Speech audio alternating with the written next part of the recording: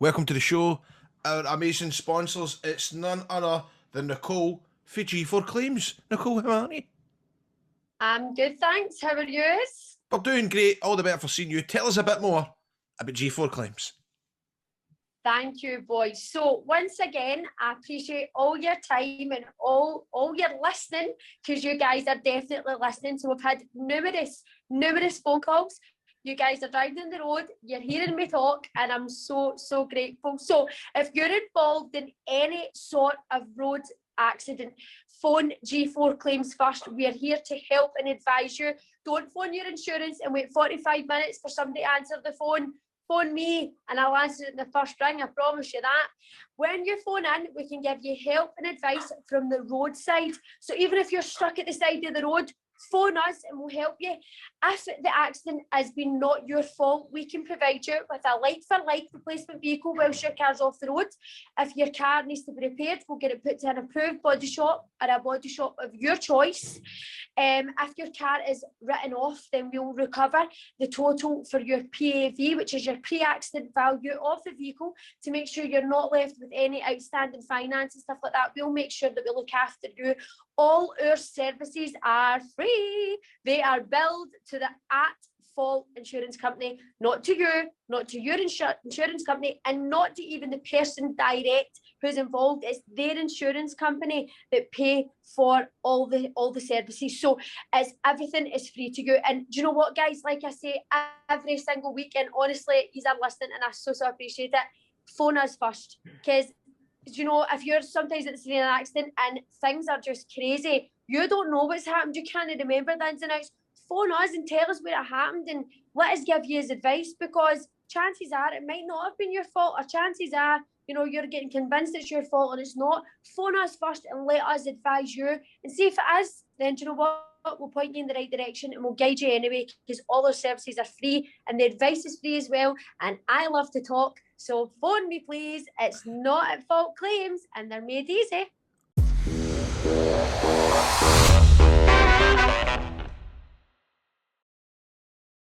Now, let's welcome to Football Daft a man that started his career at Rangers. He went down to the lower tiers of Scottish football with him, and since then he's played throughout Scotland, and he now finds himself at Cowdenbeath. It's Kyle Hutton. Kyle, what are you saying to it, my man? Oh, not much, mate. It's glad to be here, glad to be on, talking to you, and that. Brilliant. Welcome, mate. Thanks for coming on, my man. Having a few beers and that, know what I mean? Boring you too much. Me to go out the back garden having a few beers, but I'll try and entertain, know what I mean? I'm sure you will, mate. What are you doing day to day? Do you work? Or? Aye, so I work in the railway. So, right. Aye, so when I first started, it was night shift. And I was all over the place, honestly, the body clock, and then try to sort of coincide that with part-time football. It was murder. But for the past year now, I've been back to day shift and that, so it's good. The worst thing about night shift, especially, I don't want to go on about it, but the worst thing about night shift, I think, I don't know if you get this way, but like, see when I finish, I could eat like mince and tatties. I could eat. Oh, like, do you know what I mean? It just kind of makes your body. That was the worst part of it. See, try to get your like almost starving yourself because you're like, oh, I can't go and eat this at this time. You know what I mean? Aye, I know. It is. 4 in the morning, you're wanting curry. I know. I would do that, man. I'd definitely do that. But Kyle, see that this weekend fit, but everybody's talking about this Super League carry on. What do you make it? Besides everybody else, just a nonsense, really. Like, I thought it was going to be one of these things where it gets bandied about Super League and that, and then it just sort of dies away. I didn't actually think it was going to come out as an actual thing that was going ahead. Do you know what I mean? Because it sounded that bizarre. You're just thinking, it's just one of these ideas somebody's put it there.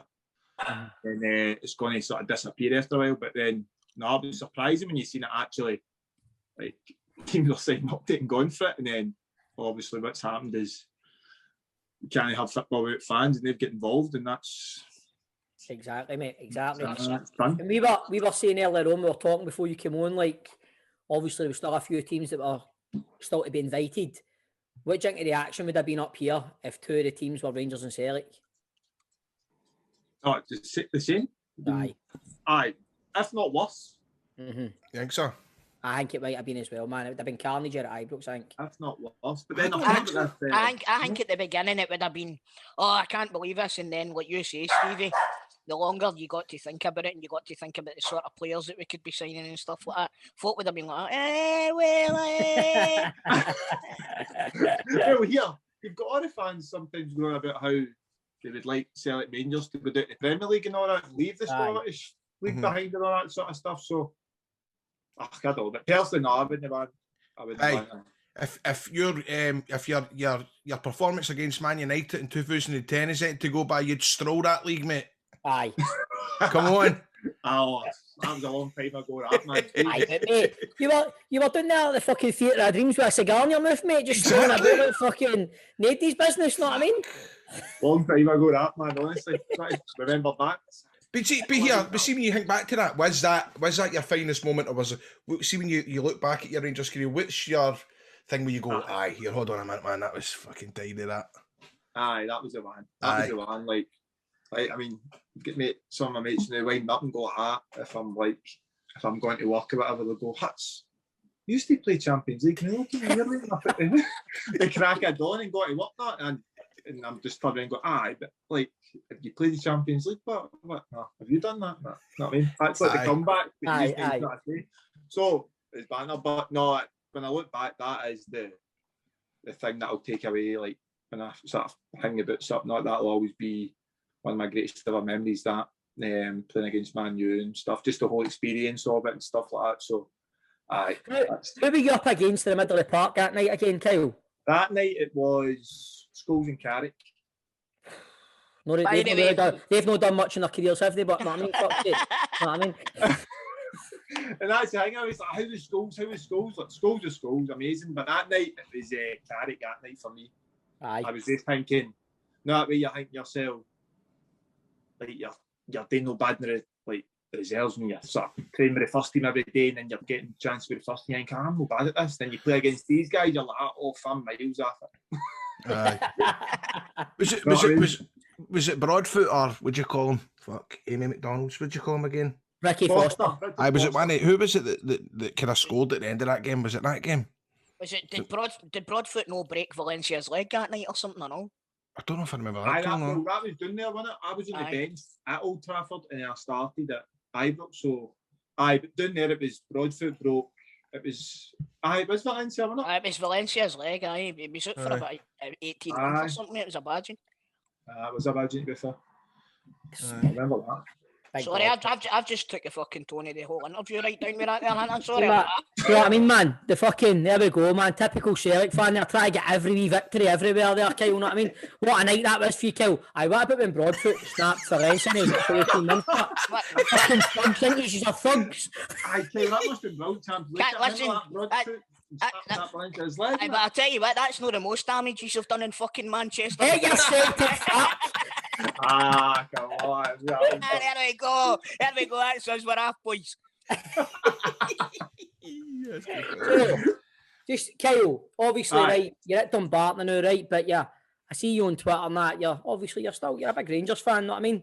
Just to bring Toll back down to earth. What you thinking of a club winning the 55th title? What you thinking of it all, mate? Good season. Well, we've been talking it with me and you, so. But no, brilliant, man.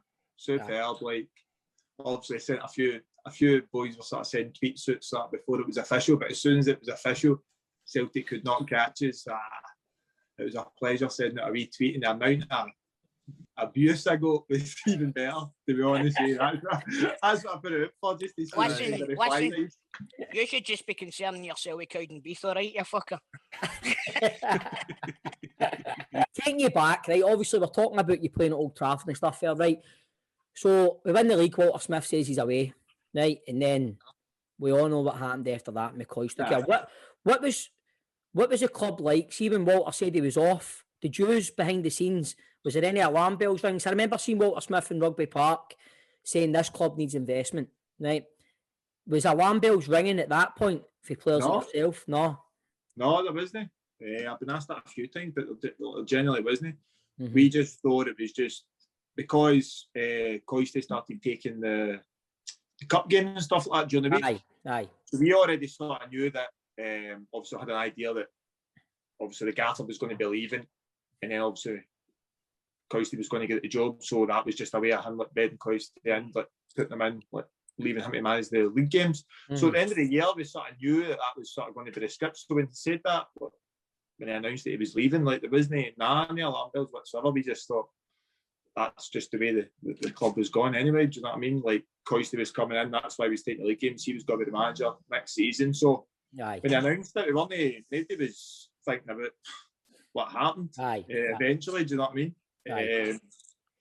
Then that was that. And then we're in there. Fucking. It must have been brutal, right? And I'll see, like, obviously quite a few players decided not to forward their contract on. Right? Yeah. Was that when that came to a point? Did you have an option? Was any clubs sniffing about you that? Because you had been, like Stevie and Grado were saying, you'd been playing in the Champions League, you'd been playing well in the Champions League as well. You know what I mean? So. Well, at that time, I wasn't really looking to leave, but then my agent at the time said that Brentford was interested. I think they were league, and they weren't in a championship. They were League One at the time. And he was saying, "Look, you want to go down there?" And I was like, I said no. I was like no. And then obviously, as you said, like, you started seeing people leaving, so you start thinking to yourself, "Oh, right, should the right decision leave? Is that the right decision here? Am I making the right decision by saying no to Brentford?" I think it was the next day, Coisty phoned us just to have a chat about what was going to be happening next year and stuff like that. And then after I had the chat with him, I came right off the phone my agent and says, "Nah, I'm signing on with I want to sign with Rangers. I want to sign on again for obviously the journey back up sort of thing." But it's one of the ones you it's not, I would never say regret, like, playing for Rangers and all that sort of stuff, but it's like a wee thing in the back of your head. I wonder what if. It's just a wee thing sometimes in the back of your head, like, what if? Do you know what I mean? Because once you go down south, if it doesn't work out one team, you've always got different other teams you sort of can bounce about after. Do you know what I mean? There's so many teams. Not just that as well. You look at Brentford now and you look at the way that they've come on since then. You know what I mean? But see, I'm a great believer in everything happens for a reason, man. I I honestly do. I would never go back and think about stuff like that. But maybe Brentford tried to sign him for a reason. No, I know what you mean. No, I wouldn't say it's the back of my head. It's just sometimes when I get asked the question of, do you wish that you stayed or you left? It's all. I mean, with that, like, it wasn't great with me in the third division and coming up the leagues. It wasn't great. We weren't great at all. But the whole experience of it, still, even though we're in the lower divisions, was unbelievable. Still, do you know what I mean? What was the, like, see, like, I remember the famous first game, man, bloody, in the cup. We didn't even know if it was going to extra time. The players are walking off, not that, and it was on BBC Alba. Me and my mates are sitting watching it. You're just like, what the fuck's going on here? But what, like, see, when you go there and you know, and all the players have left. We all know the famous players that left, your Naismiths, your Whitakers, whatever, they all went. What was it like then when McCoys took that first training session and there was like, how many of yous? I don't know. There wasn't even a lot of yous there, wasn't there? No, it was. It was just, to be fair, big McCulloch was a captain at the time, so obviously when it was just a small group and that, they had the meeting and Jig was just like, "Look, lads, I know we're doing the third division, but we just treat this as the way we go about any other season at Rangers. I do not, like, obviously we're only worried, but he's like, don't worry about the number of players we've got to know. We're going to build a squad. We're going to promote youth and all that as well, like Jig and that was saying to us, and we'll just take it for there." I mean, it was a bit weird. I mean, I think it was only at the time 9 or something, 10 maybe something. It was probably like the rest of it, sort of young boys coming up, to like reserves and training or whatever it was. It was weird, but at the same time, we were just like, we knew there was going to be a slight sort of influx of players anyway. But no, I just didn't expect at the time when the players did come in, some of the wages that were getting flung about. I was like, what? Aye, mate, that's a big thing I was going to get to and all that. I was angry, because I was like, Ian Black came in on that, branded about like £8 a week or something. Jesus, he's in my position, man. That means he needs to play. He's on about £8 a week. He's going to play. How frustrating that must be for you, but aye, for that, like, at first you're like, right, I need to start all again. Like, if he comes in on £8 a week, he's playing regardless. If you sign a player and he's on £8 a week, he's playing regardless. So you're like, right, he's in my position, so I need to try and work my arse off again to try and get my place back and stuff like that. So I managed to do that. I think it was maybe think it was only maybe 4 or 5 games I was sub to start with, and then after that I got my place and started playing well and getting the team and stuff, and then that was that. But no, that was the only frustrating part, to be honest. The wages that they were getting branded about. You're saying that there as well, Kyle, but it's like it was on £8 a week, and that's not even including these bookies winnings. You're really fucking low on the tone this. Aye, mate. Gambleraware.co.uk, you fucking... That's shocking, Tol. Kyle, Come on. like, that's what I mean. When I look back, man, obviously, me and my mates were going every week, man, and you're sitting there and the frustration, man, watching, like, they sit with coys. Do you think you're talking about, like, McCulloch saying, like, we're going to promote youth? Do you think, I don't know, man, players like yourself and Lewis McLeod and that, do you think he's got a fair crack at it? Well, I don't. I mean, like, I done well, and then for me it was a bit different. Like, I missed the whole of the second division. I broke both my legs. I broke my right leg and my left, so I missed the whole of the second division. And then obviously, if you miss a whole season, players then come in and sort of get their places and all that, and they're sort of mainstay of the team. And then obviously the next year I had to come back again and sort of do everything all over again, try and get my place back, all that sort of stuff. But players like Lewis McLeod, like, as soon as the first day that Lewis McLeod came in, I don't think you had to promote him. He came in, he was brilliant. Pre-season games, just unreal and stuff like that. And you knew he was going to play every week. But maybe, like, looking back, maybe I think they could have promoted a lot more young boys, maybe. But at the same time, the pressure was on to go up. Do you know what I mean? Like, there wasn't any room for, we didn't go, like, we'll promote hundreds of young boys. We might not go up or whatever. But as I said, it's just what he hangs on. Pedro says, but everything happens for a reason, doesn't it? Exactly. Do you know what I'm going to say or not, right? Let's see all this third division carry on. It's depressing me now. I want to know, right? You're a wee guy, you sign for Rangers, you turn up at Murray Park, right? And you walk into the changing room and you see the players, some players that you probably watched as a wee boy and went to Ibrox and saw. What was that like? Who did you, when you walked in and you went, whoa, I can't believe such and such is in the dressing room. I can't believe. Do you know what I mean? Tell us about that. Tell me about the excitement. It was like when I first, so as a wee guy, you'd go up to Murray Park, see it like Easter. You'd go up for like a 4-day training camp, and then there was a wee woman in the corner, and she would like you go and stay in hers and stuff like that during the Easter sort of camp things. Then you'd wake up with all the boys and go into training and stuff like that, and just going into training like Bomber and Durante and stuff that like they were taking us. Do you know what I mean? At times, and coming in and giving us wee tips and all that, and taking us for wee passing drills. But then obviously, if you seen like Fergie walking down the corridor or whatever. You just, that's always remember, like, you'd see Fergie and that, and all the boys would be like nudging each other if you had like a tap to get signed or whatever. You'd be nudging you. God, don't you ask him? He'd say, no, you ask him. I'm not fucking asking him. You know that? Sometimes you'd have banter with you, Fergie, when you were younger. You've got Barry, can you sign that for us? And you'd just look at you, you'd go, you get marbles to miss son. You'd go, what? No, you know what I mean? Sometimes you'd be dead straight face and just like look at you and bam you up and that, you'd be sweating and all that. The other time they'd be like, you'd walk out, all right, you man, and it'd make it better. But just everything, just the whole facilities and stuff like that. But it's even more so I look back now, I'm like, see when I was a wee guy, man, I should have known a lot more like what I had in front of me, facility wise, everything about me and all that. I mean, I didn't take it for granted, but at the same time, I wasn't really. You didn't know any different club, really. That was like my first club when I was like coming up. You know what I mean? So I've sort of maybe took it as the norm, sort of thing. Aye, definitely. So, what was Bomber like then? Is your coach? Bomber. So he was at the reserves, and I was the under 17s, and believe it or not, I was like playing striker. I was playing up front. Right.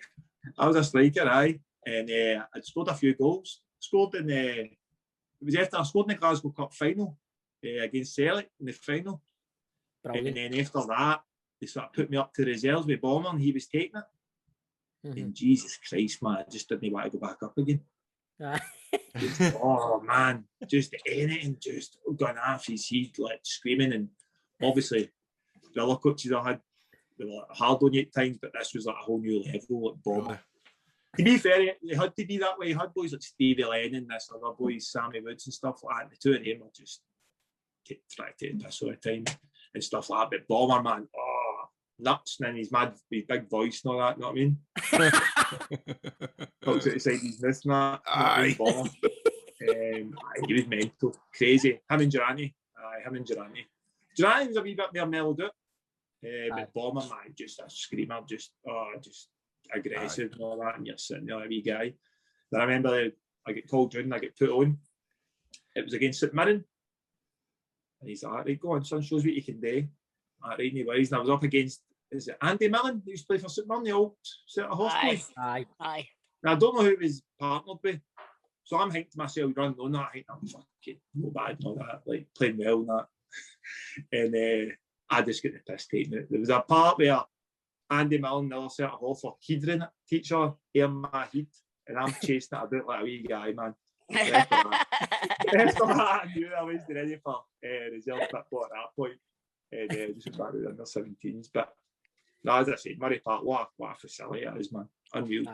Look, I'm having a wee look at my notes here, Kyle, and I've got, it says Moshney. Stephen and Grado have asked me to ask you about Moshney. Now, tell us a story about that absolute crackpot. Moshney, man. Oh, what a guy. Like, first day he comes in in trial. We're going, what position he's at? I play centre back, right mid, or sometimes striker. No one be alive, right? That's what you see in front of all the boys. And all the boys are looking at each other going, what? And so I knew a boy down south that played, I can't remember what it was, but I phoned him and he was like, no, he's being serious. He does play right mid, or on the wing, centre back, or sometimes he'll just go up front. But he'll not go up front because the man just told him. He says it, he'll just, when he was down south, he'd just go up front. He'd just go.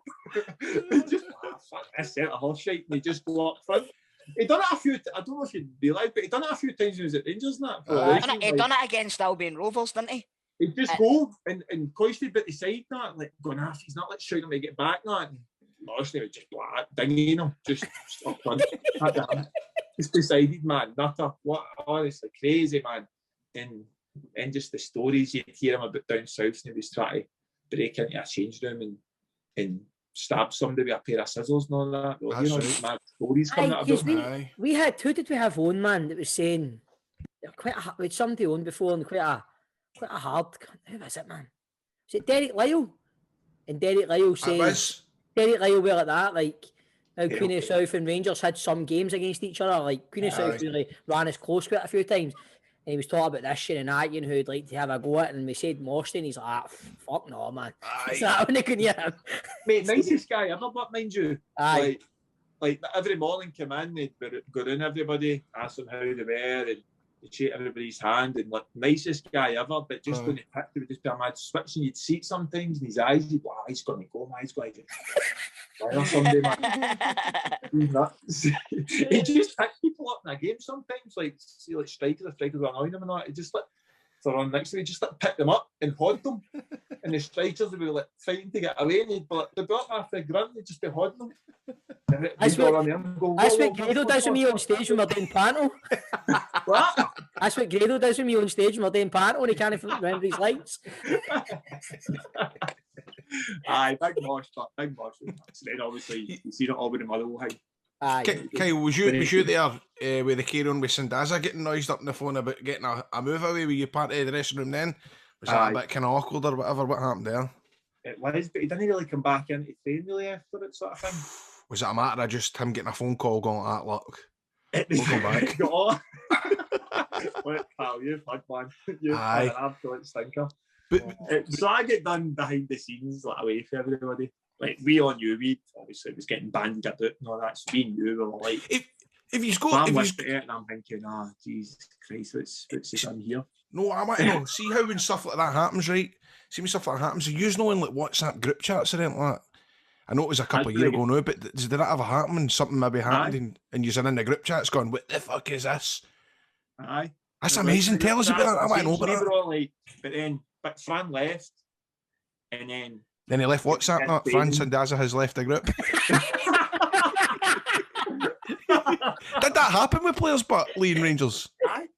I don't know why I find that so interesting. Do you know? No, mate, I get it. Because I would maybe be like, I don't know, if you've had like a season or two with somebody and then he gets a contract and just leaves the group, I'd be quite sad phoning them going, you didn't need to leave, mate. You can stay in the group chat. All that kind of awkward, mate, we're going to need to chuck you a script. Stevie, is Grado still in the River City group chat? Mate, you can't get his all bad name like that, getting caught like that. You need to leave, pal. Did he not end up the top scorer in Spain's second division the next season or something? Aye, something like that. At least somebody understaffed. But see when he came in, right? Like, obviously, Coisty loved him. Coisty was like, oh, brilliant, now I've got Fran in there. First, he can't kick the ball right. I'm not babbing him. I'm not like, he would always, like, if I'm being passing, he's like, just ping it out, but he couldn't ping it. He couldn't hit out his laces. And then, I don't know what it was, just never, I don't know if he could, but he just never had out his laces, or it just did like a wee sort of curly toe floaty thing all the time. It's just a all going, what? Is he? Ali's like, brilliant, Fran! Fucking brilliant! We've got Fran! That's what I want, Fran, that's what brilliant. We'll be fine, we've got Fran! What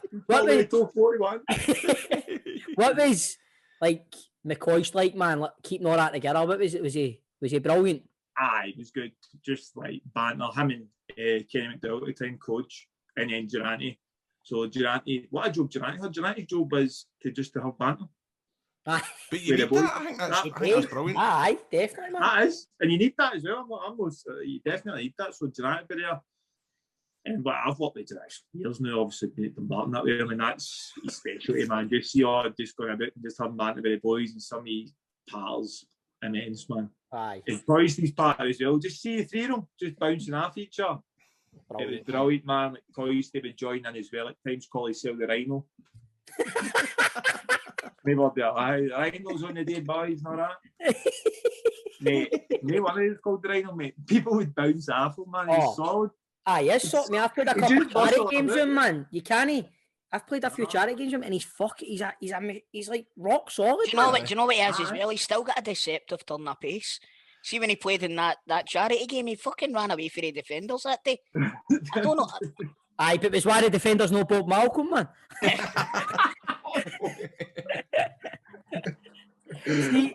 see, before that, Kyle, like, did you ever, like, talking earlier on about Bomber being like mental on the touchline, that, like, before Walter left, did you ever see Walter really fucking like, losing his shit in the dressing room or whatever?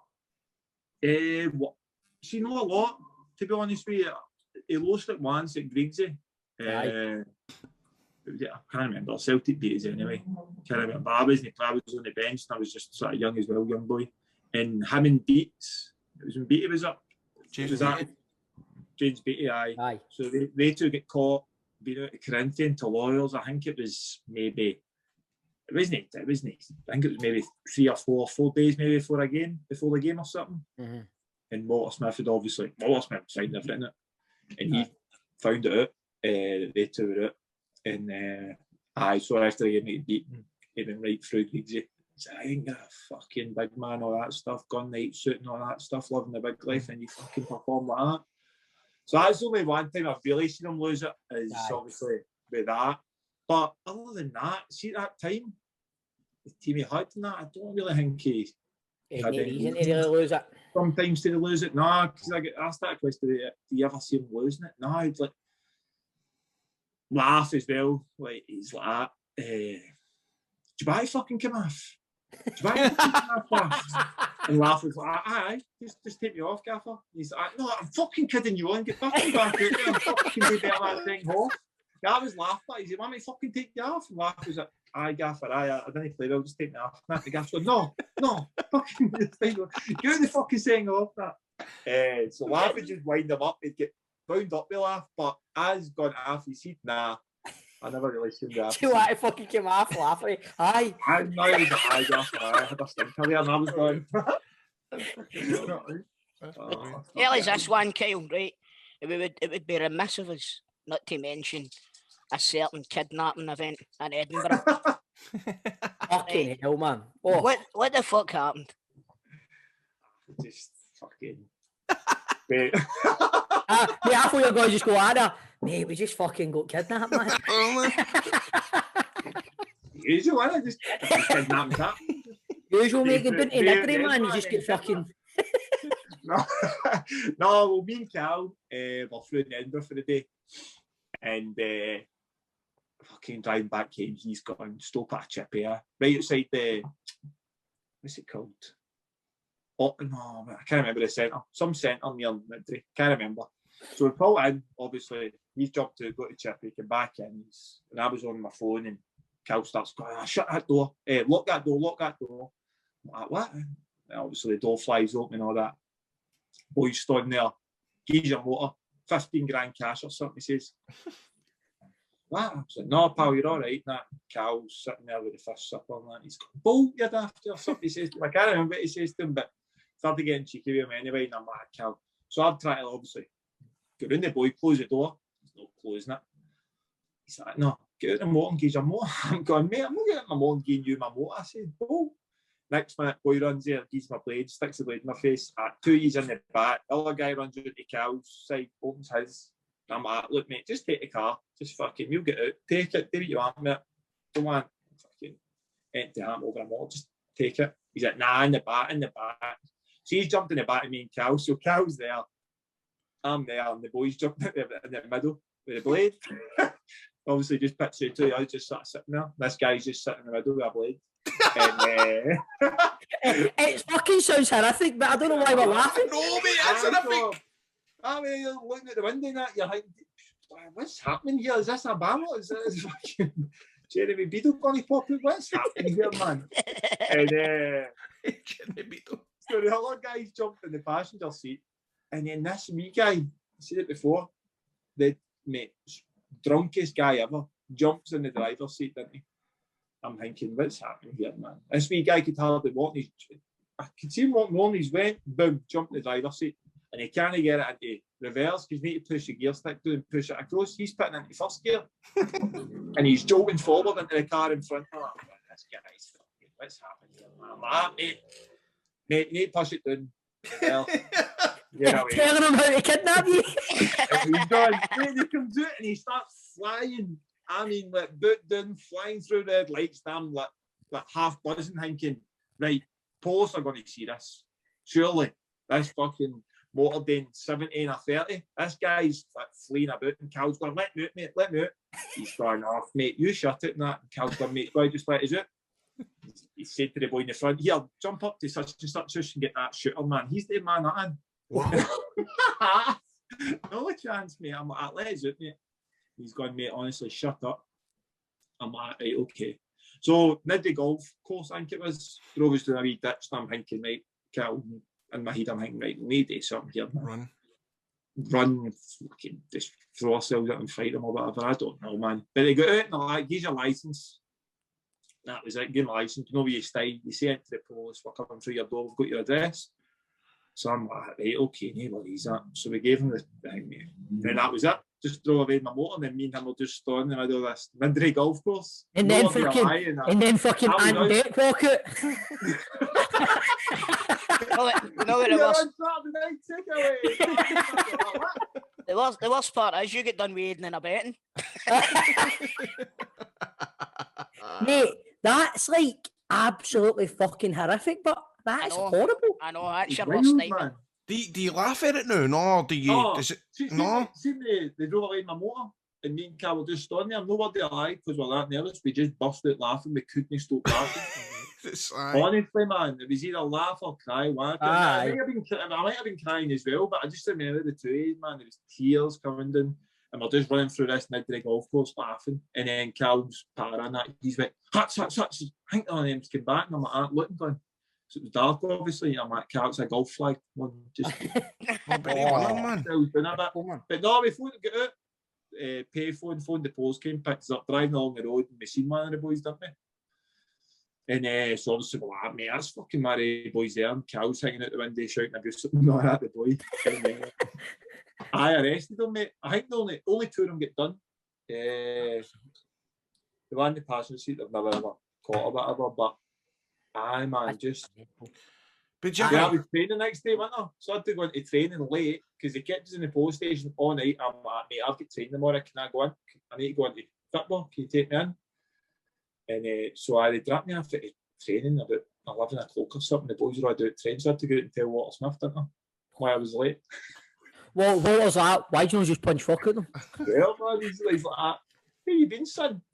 Gaffer, you're not going to believe this, but kidnapped last night in Edinburgh. He's gone, you what? What? Fuck.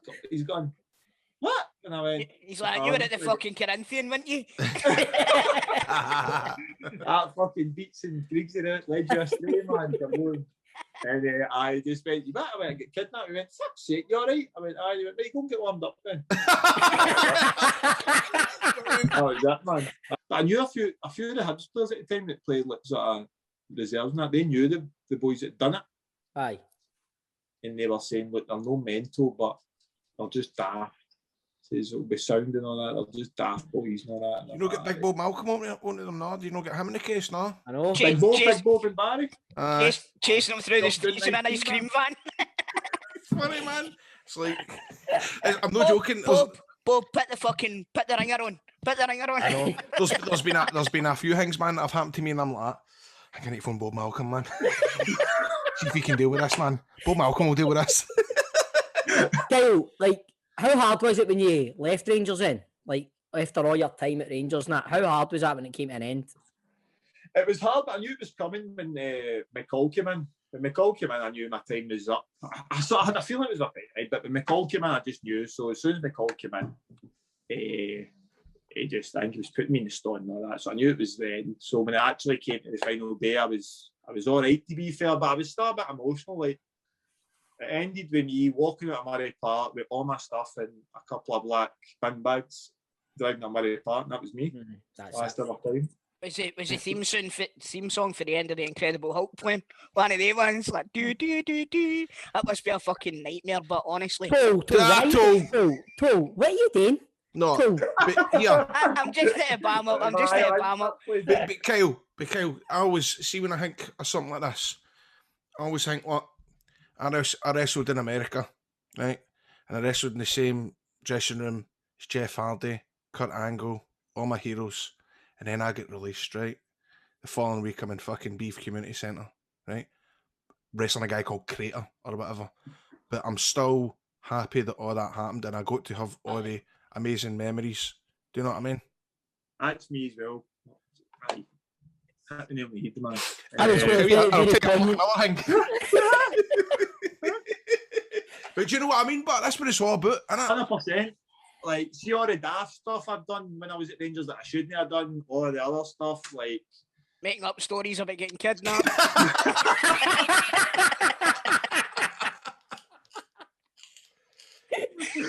Oh, what time? Honestly, I had about 18 missed calls to the missus, and I'm like, I get kidnapped last night, and she's like, get to fuck. Oh, man.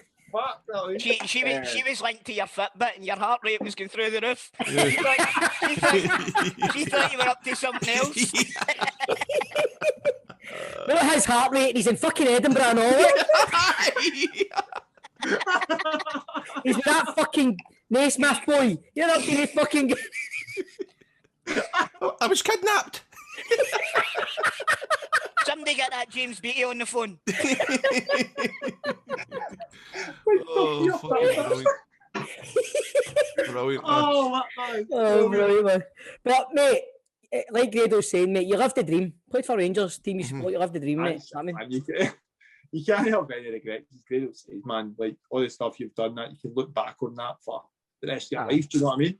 exactly. It's obviously not panned out the way you hoped it would, but at the same time, you've enjoyed yourself, do you know what I mean? That's what it's all about at the end of the day. Aye. Just enjoying yourself, man. You'll make stupid decisions that I've Aye. fucking made a shitload of them, but as long as you enjoy yourself, you know what I mean? Exactly, mate.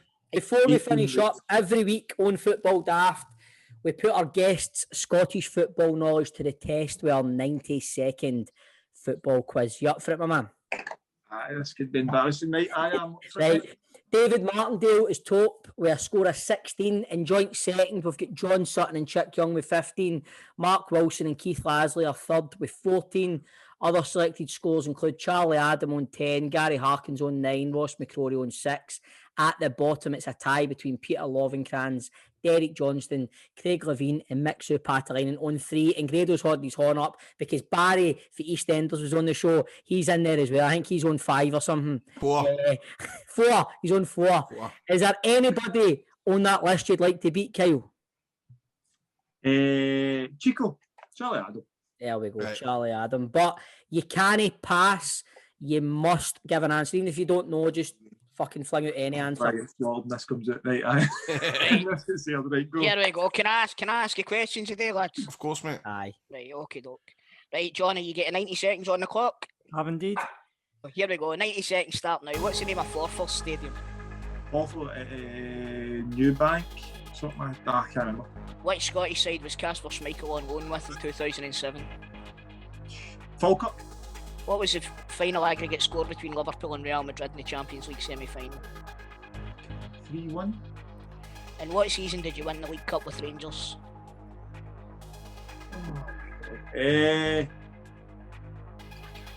2014. Sammy the Tammy is a mascot for which championship team? Tammy, I'll go for Alloa. Who is Celtic's current number 9? Griffiths. Who were the first team to pull out of the Super League?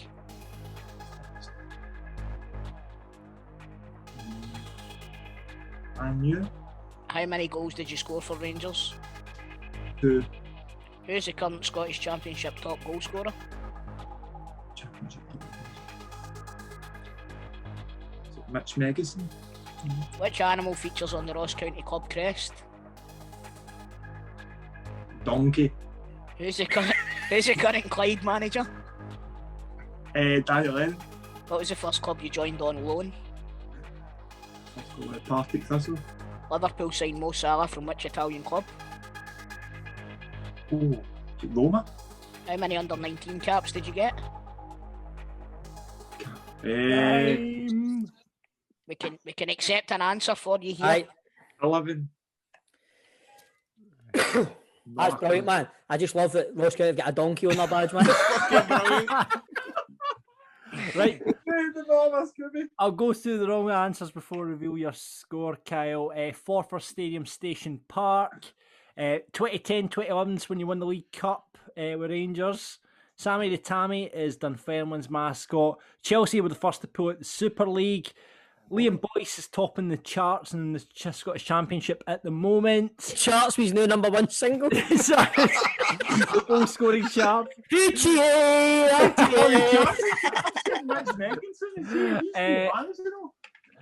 Ross County's got a stag or a deer, I would accepted, on their club crest. And under 19 caps, you got 7 apparently. 7. Yeah. I knew it wasn't a lot. But you've hit mid-table respectability there, Kyle. You got 7. Well, Well, there sorry. There we go. you Yeah, go, man. mate. Well done. I Kyle. was worried there. Mate, it's been an absolute pleasure talking to you, mate. What a laugh, mate, Well, honestly. Do you know what, mate? I'm sorry for winding you up, but that's part of the fucking deal. No, I love it. Love it. All the best, man.